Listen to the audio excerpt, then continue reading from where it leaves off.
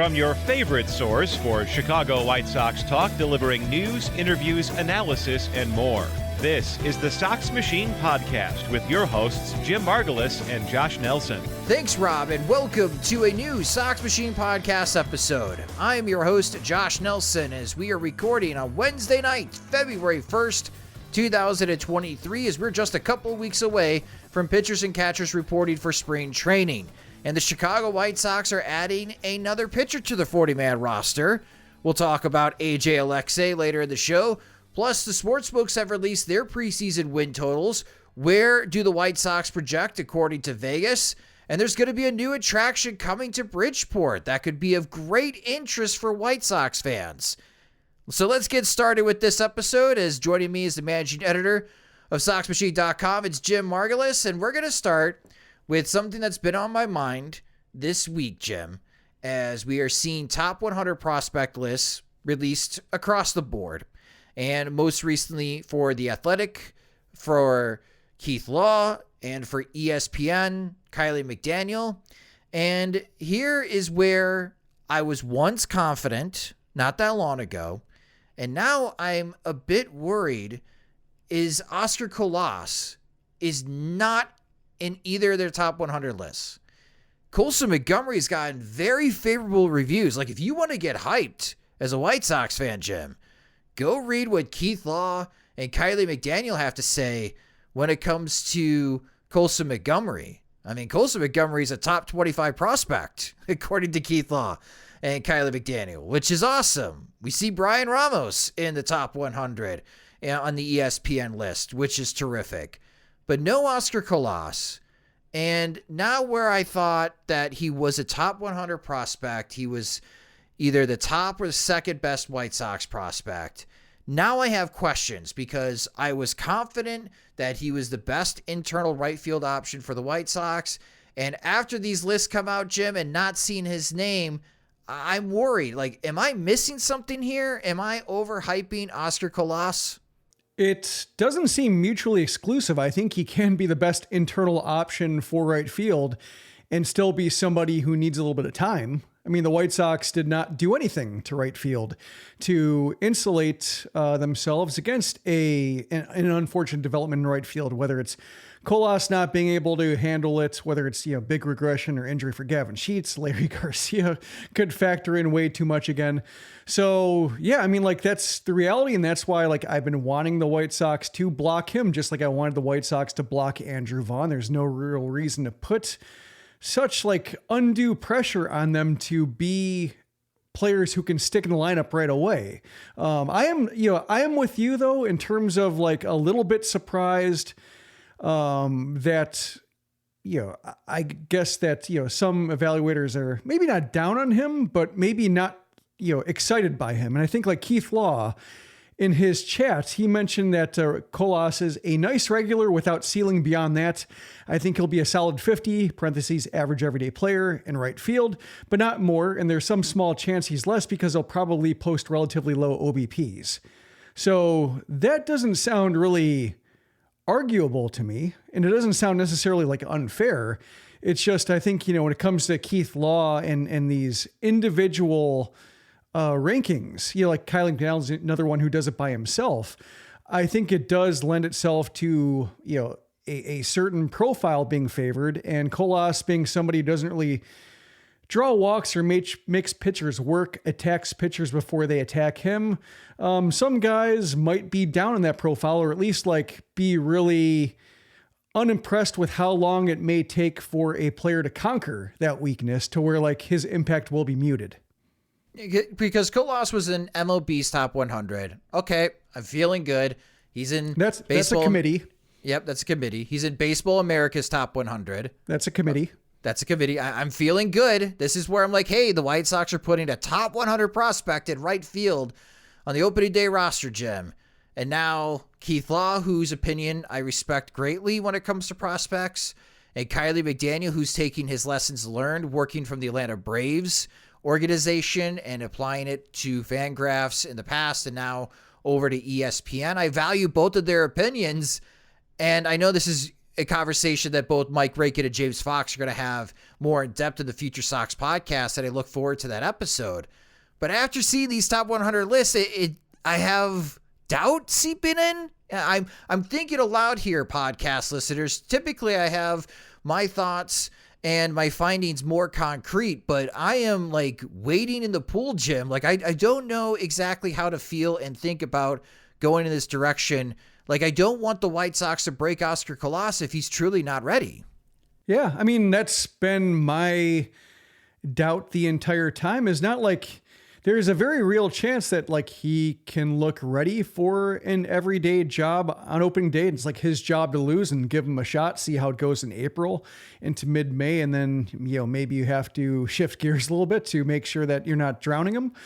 But there's also a chance that I guess the player I would liken him to is somebody like Avi Garcia, who is just so talented. And Garcia, he had some problems with his swing to where he had problems elevating the ball, but he also had a problem with AAA being too good for the level. He hit 351 in AAA, had an OBP above 400 despite his impatience. And it was just he was too good bat to ball to learn any lessons. You could try to force him to, take lessons and try to take pitches and, try to do things a different way. But if you're succeeding, I imagine it's a lot harder. If you can't feel why you're failing and you can't feel why your stuff isn't working, I imagine it's hard to shift gears at that level. I imagine you have to fail once or twice doing it your way before changes can really stick if you're that successful at the high minors level. And so Colas, he's already done the Japanese climb up their pro levels, and now he's doing the same in the minors, and he's successful so far. So, I can see a case where even if he's trying to, work on things that the White Sox are trying to instill certain lessons in terms of pitch recognition and, trying to wait to see patterns from pitchers and not, give away at bats with aggression. Maybe there's a chance that can take early on, but given his relative the veteran experience he has in the minor leagues for somebody who doesn't have that much, American minor league experience, he has a lot of professional experience. I can see it being a, learn as you go type thing, learn by doing, learn by failing. And so, what insurance plans do the White Sox have if it takes a while for him to stick? And that's been my concern. And that's why I wish he weren't plan A or as good a plan A as they have anywhere else. But if it is that, the case where he's going to be the guy, I really hope that they do have some kind of caddy system for him, just so if he, goes 0-for-9 with 7 strikeouts, they can give him a day off without it being really clear that they have nothing. The things I've been told to look for when he is with the White Sox, and I'm watching him more in the regular, is his ability to drive pitches located in the outside corner. There's some concerns there. Okay. And his ability to hit quality left-handed stuff. Well, I don't know how quality is stuff that he's seen from the left-hand side when it comes to opposing pitchers at AA and AAA. I don't think he's going to find quality AAA pitchers who throw left-handed, Jim, when he's with Charlotte. So, he may just have to learn on the go. And I still believe he's going to be on the opening day roster. I still think he's going to be playing the majority of time in right field. And, I literally have money on Oscar Colas to win the American League Rookie of the Year because I think he's got that potential. I mean, if he comes in and he hits like he did at AA with the Chicago White Sox, I'm talking someone that's hitting 270. And even if he has a 320 on base percentage, if he's slugging 480, that is a big shot in the arm for the White Sox. And I thought that he has this type of potential because he flashed it last year. It's just that some people in the industry that I think highly of, and I respect their opinions, don't have him in the top 100 list. And that's why I'm being honest and transparent with everyone, including you, Jim. I'm worried that I'm overhyping Oscar Colas, but it sounds like I might not be. Maybe there isn't anything that I'm missing, and we're all just going to have to learn that Colas is not going to be the White Sox savior this season, and he's going to be learning on the job, just like the situation at second base for the White Sox. Yeah, it's a risky profile that he has, being as aggressive as he is. We've seen the White Sox or some White Sox succeed with that approach. Tim Anderson, I think his hit tool has really, taken massive strides, as we all know, into a 300 hitter, but he had some rough years, early on as he tried to figure out, like, walking a fine line between, like, swinging everything, trying to figure out, like, in terms of hitting outside the strike zone, what he could actually do outside the strike zone versus, what was truly unhittable for him. And he, got on top of that. We've seen Yoan Moncada battle being patient versus being passive. Like, he's on the opposite side of the spectrum. We've seen Luis Robert have like a hot month and a really cold month, just with adjustments being made to him. Like Yermin Mercedes, another classic example of somebody had a hot month and then a cold month, and then they found out his kryptonite, which was above average velocity. I don't think Colas has, like, based on what I've seen, what I've read and what other people have seen, I guess what I've read is what other people have seen. So kind of redundant, but like, based on various looks, it doesn't seem like he has one weakness, which I think is good. Hitting quality left-handed pitching, like a lot of major league righties can hit quality left-handed pitching. I think it depends what you mean by quality. If you're talking about, like, kind of third starter or better, like, it's good major league pitching. Why wouldn't he struggle against that right away in his rookie year? But yeah, stuff like, outside corner, like it could be a case where, like, he flies open a little bit or he wants to pull stuff. I think I've seen enough swings from him, like enough variety in his swings to where, like, he doesn't have to sell out if he doesn't want to. It's just more of a matter of, like, doing damage. And is he going to be, like, treading water and just trying to make sure that he doesn't get overwhelmed and that he's not hitting, like, 170 with a, 205 OBP, and so is he going to try to just kind of, like, reach for singles and be really conservative, or is he going to try to do damage? And is he going to succeed in doing occasional damage against mistakes, which seems well within reason? So it's a risky profile. So I can see, like, that's why I mentioned committee versus individuals. Like, if you are somebody like Keith Law, who prefers upside, who might prefer a bit more patience, who prefers prospects on the younger side to have more, forgiveness in terms of physical skills as they age, like, 20-year-old can struggle in his age 21 season, still have 22 to look forward to. Whereas Colas, if you're talking about 24 to 25, 26, like, that's a little more dicey, and injuries mean a little bit more and stuff like that. So I think when you're talking about, like, ranking prospects against other prospects, and you're talking about one guy doing it, Colas could have some specific disadvantages that don't really matter too much in terms of filling out a major league roster spot and being like somebody who is hopefully the third best outfielder and doesn't need to be anything more than just a sturdy regular in this outfield and doesn't have to hit any higher than sixth. Like, I mean, that's kind of the expectations the White Sox have set for him. And so, like, if he's that might not be top 100 prospect material for an individual, but that's fine. So I think, as he, I guess graduates from prospect rankings, all of those confines are not going to matter. He's going to shed those trappings, and it's going to be just, is he a decent player? And I think that's really something that's going to be easier to, a lot more of like a pass-fail thing versus, top 100, top 150, top 75, et cetera. Well, thank you for entertaining me with this particular topic, Jim, just talking this through, because it is something that's been swirling in my mind when these top 100 lists come out and I don't see Colas, and I'm just wondering, am I missing something here? Am I overlooking a flaw that could be a potential negative for the Chicago White Sox and their chances of winning early in 2023? But it sounds like I'm just not missing anything at this moment from what I know from Colas, and it's just a preference for Keith Law and Kiley McDaniel, their top 100. So, all right, I feel better about that situation.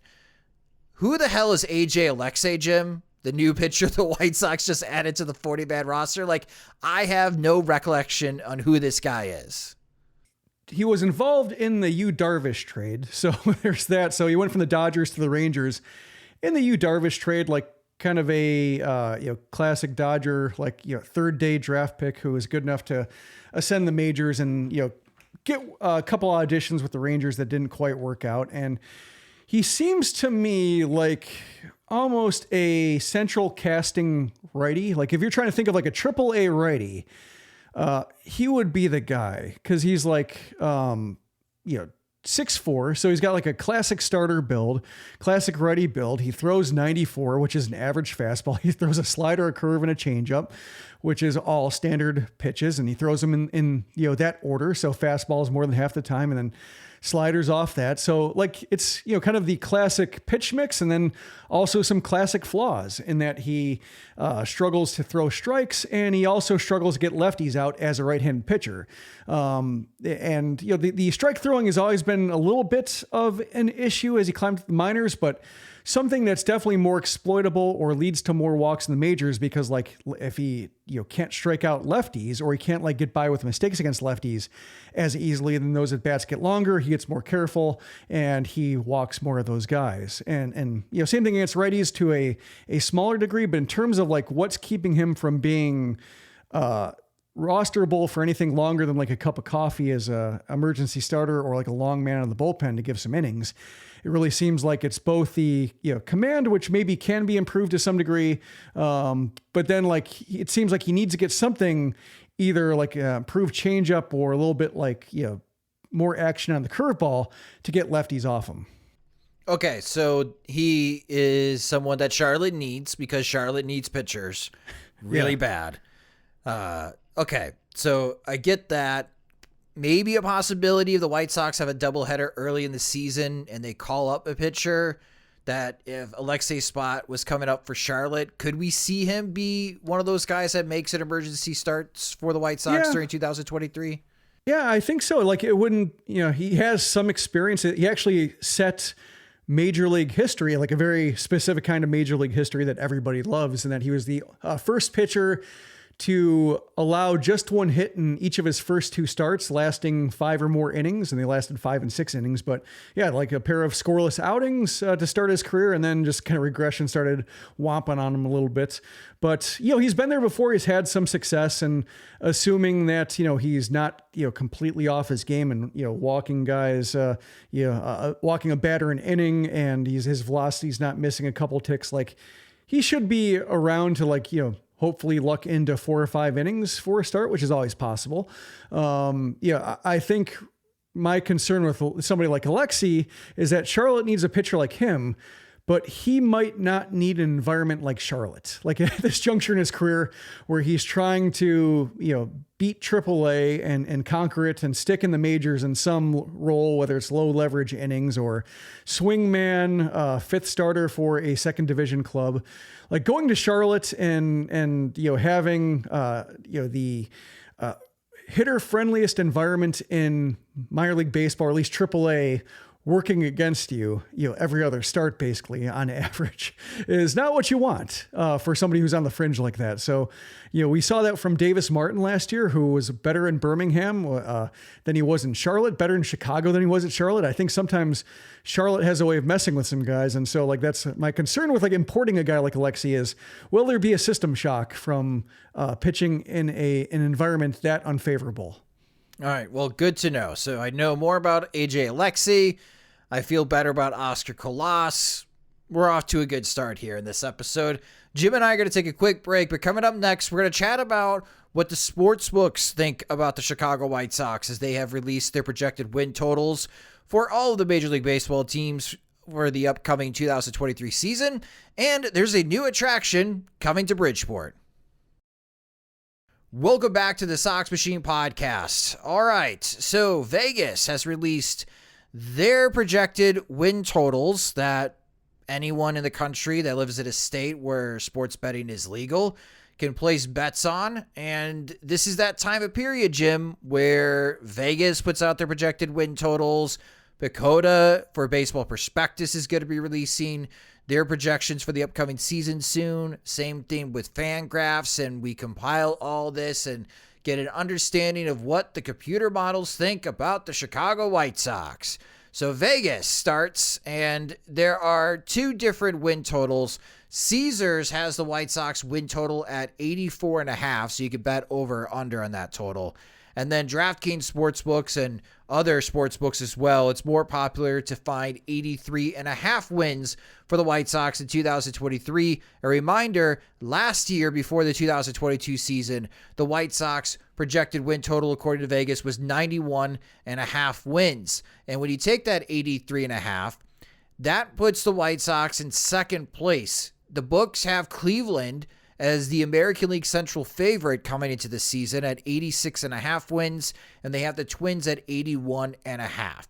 So, Jim, I'm not asking you over under, but if the Vegas sports model, which is created to generate as much money as possible and be convincing enough to have people place bets on either side, when you see 83.5 wins as the over-under, how do you feel about that total? Reasonable. I think, I'm not a betting man myself, but I do enjoy over-unders a little bit in terms of just like helping me think, like in terms of if I had to, what would I pick? I wouldn't feel good about putting money on it. And it's not my thing, but at least it's something that helps me crystallize my thinking a little bit. So when I saw the number, I thought like, yeah, that's fair.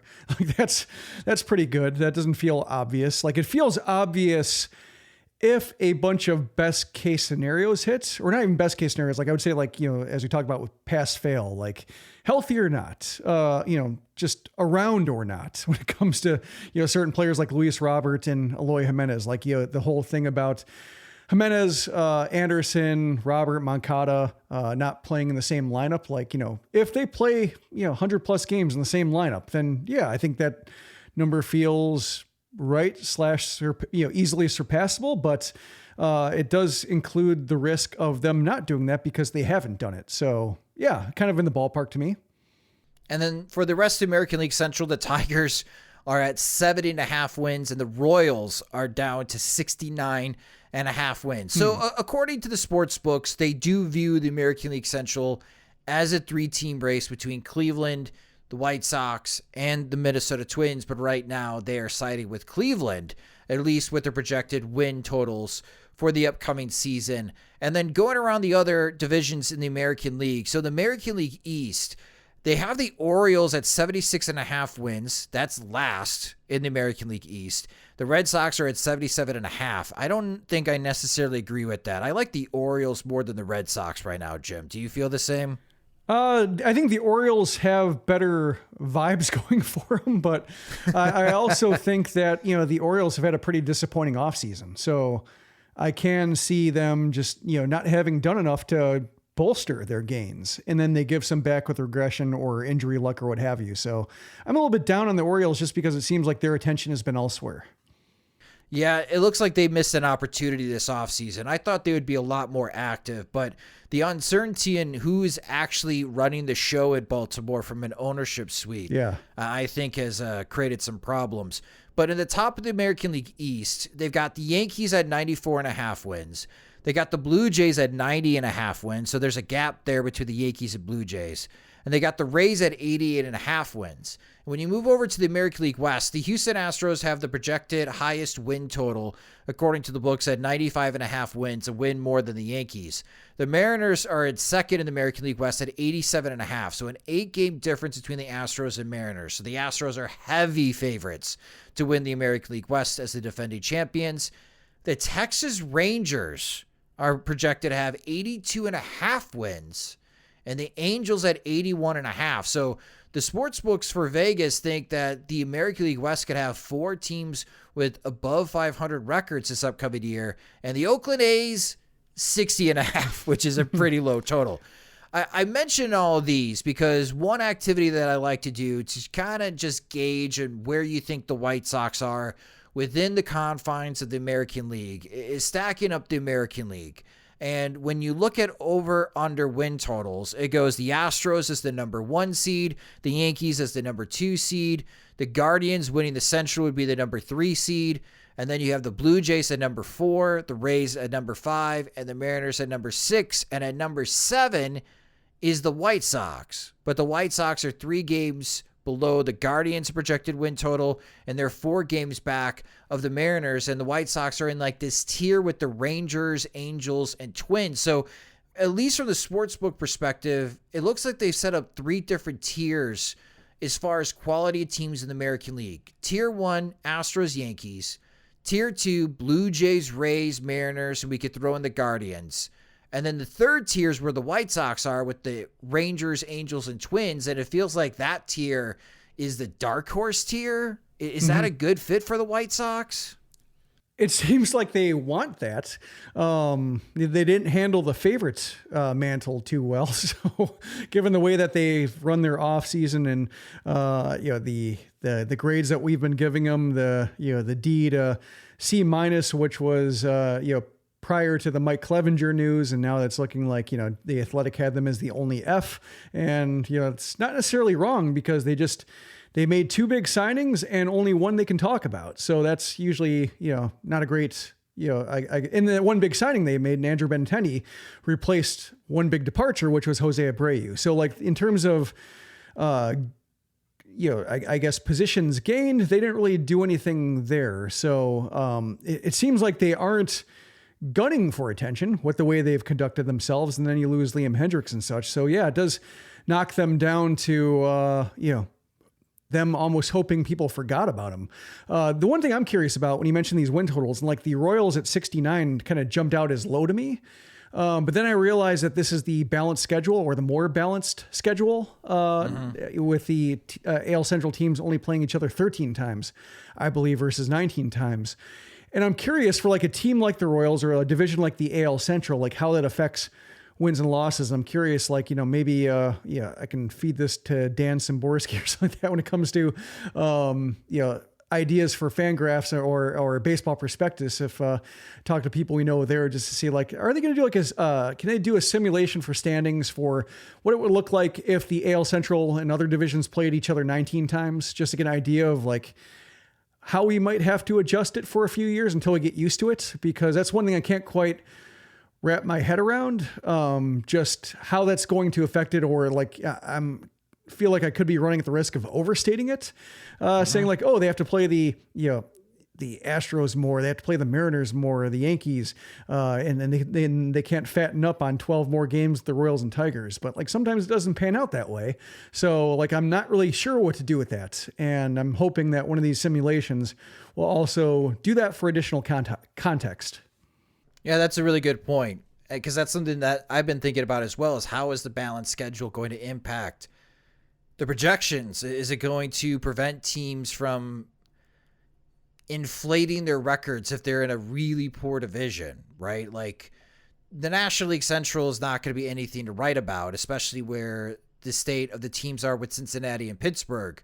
So having 12 fewer games for the St. Louis Cardinals be able to, add to their win total against the Reds and Pirates, does that impact them when it comes to playoff seeding later this year? Mm-hmm. We know that could have a pretty big difference between having to play the 6th seed or having a bye. And the Cardinals were one of the teams that lost at home, as the Philadelphia Phillies shocked them. And we know the Phillies ended up winning the National League pennant in the postseason.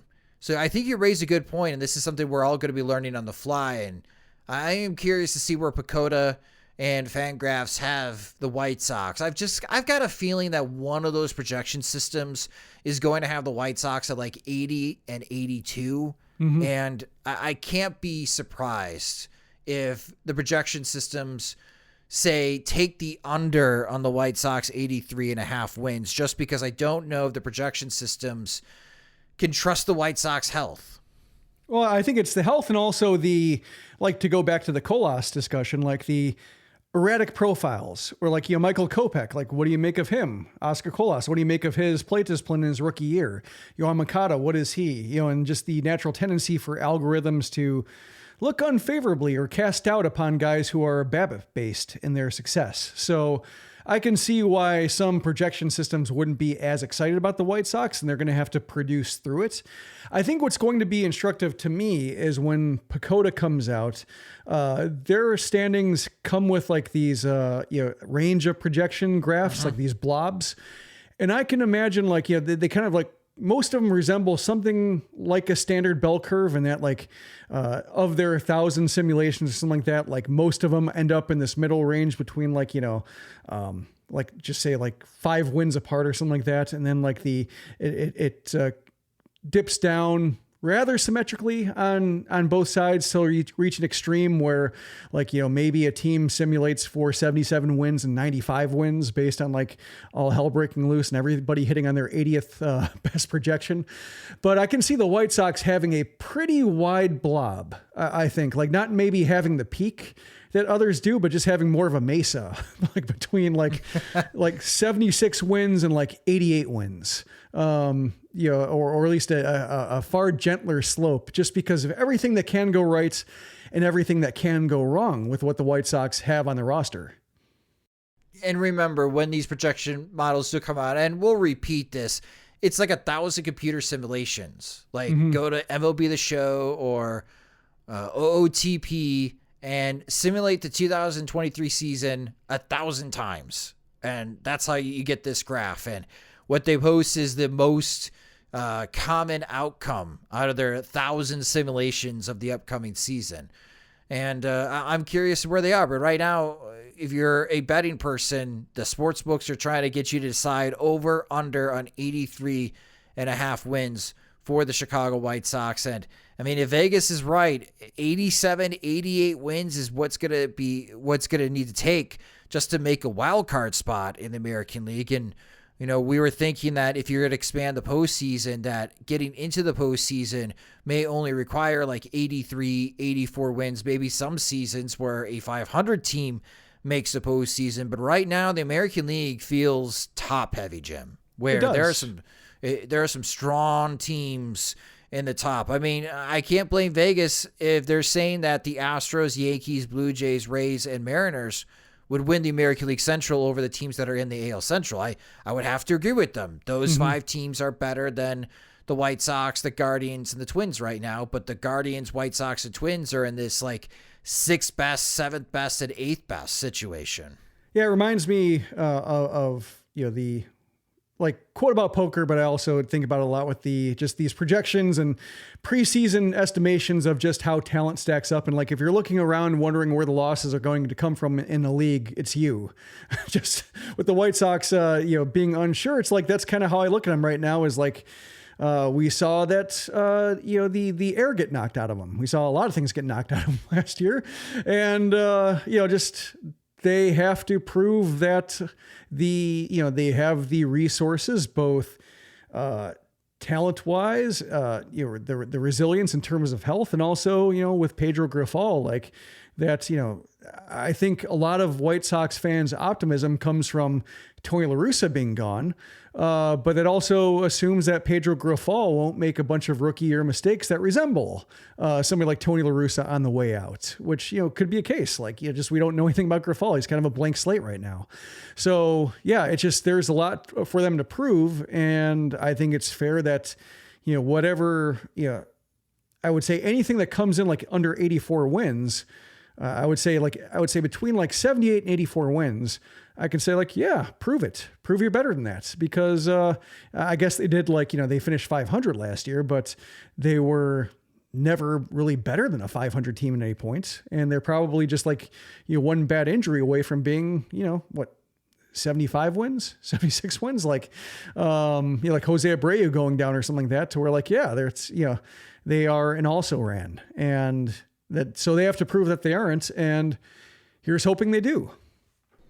And again, we're waiting for Pacoda and Fangraphs to release their projections. And when they do, we'll talk about those projections, write them up about them on SoxMachine.com, and we'll talk about them on the podcast. But this is the first set of the big 3, I call it, for projection models going into the 2023 season. Vegas has the White Sox finishing in 2nd place, 3 games back of Cleveland in their over-under for win-loss total. We're going to end the episode here about a new attraction for White Sox fans coming to Bridgeport. And this has generated a lot of excitement in the neighborhood since the project got kicked off. And that is the Ramova Theater. As the Ramova Theater is pretty close to the intersection of 35th and Halstead. The theater closed back in 1986, and it just sat there, dormant. Nobody was doing anything with it. And then all of a sudden, there has been a group, and that group bought the Ramova Theater, and they have worked with the city, and they have worked with other facets of the government to get permission, to get permits. They've gotten a lot of investor money, and they are renovating the Ramova Theater. And I was lucky enough that they reached out to me, and they gave me a hard hat, and they told me, Jim, you want to go check out the Ramova Theater? And I said, hell yeah, let's go ahead. Let's give you a tour, and hopefully I don't die falling off a ladder. And I'm pretty excited about this because I know I'm forced you to come to Chicago for my wedding, which I'm grateful that you are coming. A trip to Chicago. One of your favorite bands, though, is going to be playing at the Salt Shed, which is going to be in the north side of Chicago. That's the same weekend, right? Oh, no, it's the weekend before. The weekend before. Yeah, it's the Hold Steady and the Mountain Goats, and then Dillinger 4. So basically like 3 bands I would see on their own are playing together. And the Salt Shed's got a lot of enthusiasm. That's the old Morton Salt Shed that everybody saw on the highway, and that's been turned into a music venue, and that will seat like 4,500. And the Ramova Theater, on the south side, you have Reggie's, which for those that came out to the live event that we had earlier this month with our friends from the 108, thank you for doing that. But Reggie's hosts about like 350 in their big stage, and we were in one of the smaller rooms that seats about 100 to 150 people. And then you got Talia Hall in Pilsen, which can have about 800, 900 people in that theater. The Ramova Theater is going to have a capacity of close to 1,700 in their new music venue that they are renovating, gutting out, installing new balconies, and installing a new stage and state-of-the-art sound and lighting. And just from that perspective, as a big music fan, Jim, like 1,700, like what kind of bands do you think you get? Like, would big acts go to a theater that small, or is that still large enough to an intimate, I guess, type of setting for music acts? I mean, that's sizable. I'm looking up to see like what the Ryman Theater capacity is in Nashville. That's like the most storied venue in Nashville, and the Ryman is 2,300. So a little bit more, but not in the same range. And the Ryman draws pretty much anybody that wants to play it. But like Wilco, I think like could play there, like so a band on that tier. Okay. They're also going to have an upstairs stage. So the Ramova Theater, that's going to be this big music theater. And they have plans to do some special film screenings as well at the theater, and they're going to bring a whole bunch of different acts coming in. So this is something that Bridgeport doesn't have. They don't have a big theater like this. There's going to be an upstairs stage, and the capacity at the upstairs stage is 200 people. And this instantly, as I climbed up the ladder to go to the second floor, I instantly thought about us, Jim.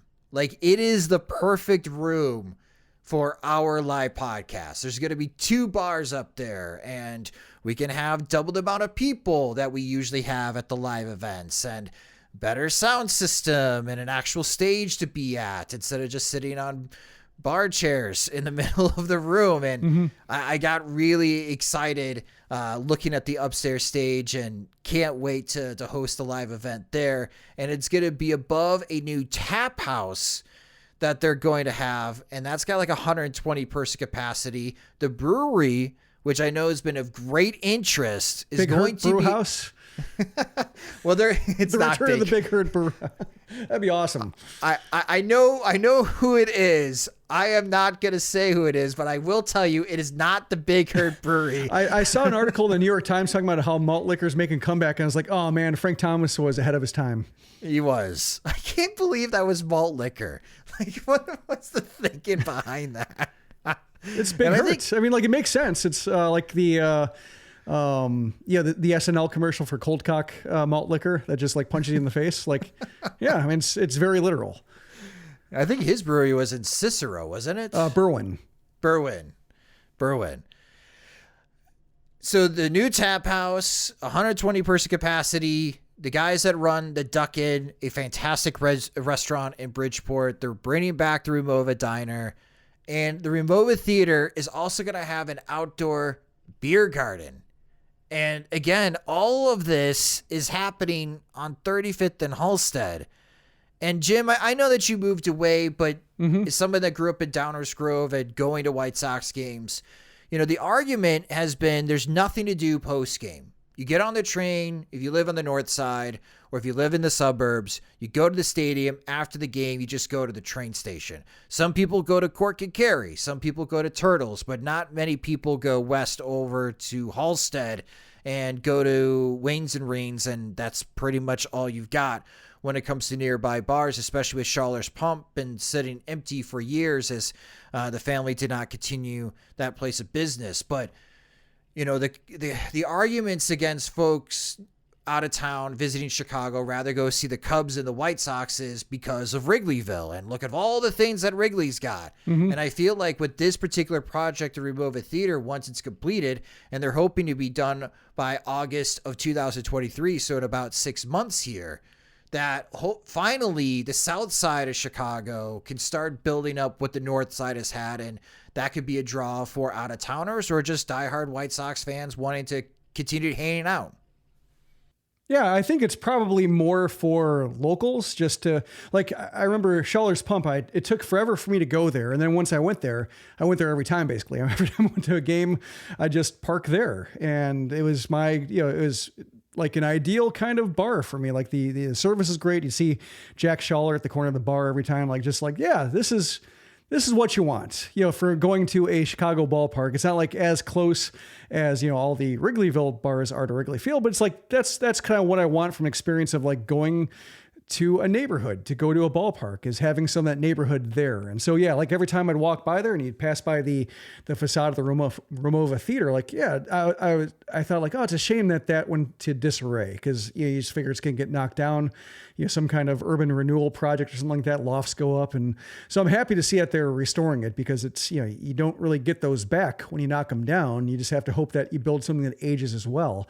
And yeah, it's interesting you mentioned Duck End, because I have some family, distant family ties, like my dad's cousin son, I believe, is part of that crew in the Duck End. And so I've been there a few times and it's great. So that's exciting on both a fan of, good establishments, but also like, hey, I know that guy. So looking forward to that. Yeah. So yeah, it's good news. And I'm hoping you'll tell me about the brewery after we're done recording. Yes. Oh, okay. I see. Jim wants the off the record. Yes. You may know them. So I'll gauge what Jim has to say off the record, but okay. I'm hyped. I'm really excited, because I do think, just even like from our perspective, I love Reggie's, and Reggie's has been great to us. And if there's ever Sox Fest again, and if Sox Fest is still in the South Loop, that Reggie's makes the most sense in the world to have our after parties. But when we're doing these live events, they just seem to get bigger and bigger, or we sell out so damn quick. I feel like in our past live event, we sold out in 2 days. We had 100 people there. And then people realized, oh, I had no idea that you were having this. This sounds amazing. I want to go. I'm sorry. We sold out. Like, we could easily have double the amount of people. And I get that our friends from the 108, they look at that and they like the intimate feel. But I'm so excited for the Ramova Theater, because this new upstairs stage combines, the expanded capacity that we're looking for, and it's still intimate. There's going to be 2 bars, so it's going to make it a lot easier for people to get drinks. I'm really excited, because it's hard to find rooms like this in Chicago, especially on the South Side, where we can do cool things like live podcasts and live events. Yeah, especially like it's a room that you can grow in. Like, there are some things where like you hit your capacity, like 100-person room, and then like, you kind of get an in-between phase to where like, it's cost prohibitive to go bigger, or you have to like, run the risk of like having to eat money, because all of a sudden like you're filling like, a third of a room that's too big for you. And like, it's I would say we're like any, touring musicians who have to wrestle at the same thing. I think there's very little separating our art from theirs. So I think it's fair to say. But that's kind of how I look at it. It's just like, it's, when you look at room capacities, like you're going from 100 to 200 is natural. Going from like 100 to 800 is like, no, can't do that. So yeah, this room, it feels like when you mentioned the capacity is like, hopefully it works out well. And I'm glad that, the relationship is starting early because it does seem like you can, midweek things for like, impromptu or like more, I guess if we want to do like a regular thing on a slow night for them, like cool, like that's possible. If we want to do something, larger, like a big event, like, 108 Day or Sox Fest, like there's room for that too. So yeah, it'd be nice to have a, if not a permanent home, at least something that is a natural first call and then go from there. Yes. So again, the Ramova Theater, 35th and Halstead, they got their last permit that they needed from the city, so they're going to go light speed when it comes to the renovations and getting things installed, and they are targeting for August of 2023, so before the end of the 2023 regular season, and I'm pretty excited. I'm pretty hyped because I think this is going to be a nice shot in the arm, especially for that Halstead corridor in Bridgeport. And again, it's like a 6-7 minute walk from Guarantee Rate Field. So really close to the stadium for White Sox fans to enjoy. And I'm really excited. Really excited. That will do it for this episode of the Sox Machine podcast. Thank you guys so much for allowing me to be open, transparent with you guys about Oscar Colas. I really enjoyed that conversation with Jim, and if you had any doubts as well, hopefully those got eased just like myself, and you learned about who AJ Alexy is, and who knows, maybe you're running to the sports book to hit the over on the White Sox win total of 83.5 wins for the upcoming season. But if you just discovered the Sox Machine podcast, you can subscribe to the show wherever you listen to podcasts, such as Apple and Spotify. We take the recordings and also upload them to our YouTube channel at youtube.com/Sox Machine. Last I looked, we were at 997 subscribers. So we're 3 subscribers shy of 1,000. So if you haven't subscribed to our YouTube channel, please do so, as we're so close to that milestone. You can find us at youtube.com/Sox Machine. You can follow us on Twitter. We're at Sox Machine. You can follow me on Twitter at SoxMachine_Josh. If you enjoy our work and you would like more, you can help support us at patreon.com/Sox Machine, as our Patreon supporters get exclusive content. They get ad-free versions of both the podcast and the website. And when we have new Sox Machine swag in the new Sox Machine store, they're the first ones to receive it. And there could be some exclusive content coming up, Jim, as we have spring training, and Prospect Week is going to be arriving soon at Sox Machine. I know the Future Sox guys are working on their new top 30 list, and you have some work in store as well for Sox Machine. I have some work cut out for me, yes. And yeah, if you're a Patreon supporter at the 3-word tier above who can contribute PO Sox questions, I will be posting a Prospect Week PO Sox. Not so much a PO Sox, but more like any questions about guys as I write about them, I will try to address them. Or, if you have prospects you want to make sure I mention somehow, let me know and I'll figure out a way to work them in. I assume you won't be like going completely off the radar and going for like a 26-year-old in A-ball who is filling out a roster. I assume we're talking about prospects, but if you challenge me, I will try to do it. All right, so challenge Jim. Again, you can sign up at patreon.com/Sox Machine, where monthly plans start at $2, so you can save with an annual subscription. The Sox Machine podcast is a production of SoxMachine.com, your home for all things Chicago White Sox baseball and part of the Blue Wire Podcast Network. Alongside Jim Margulis, I'm Josh Nelson. Thanks for listening and watching.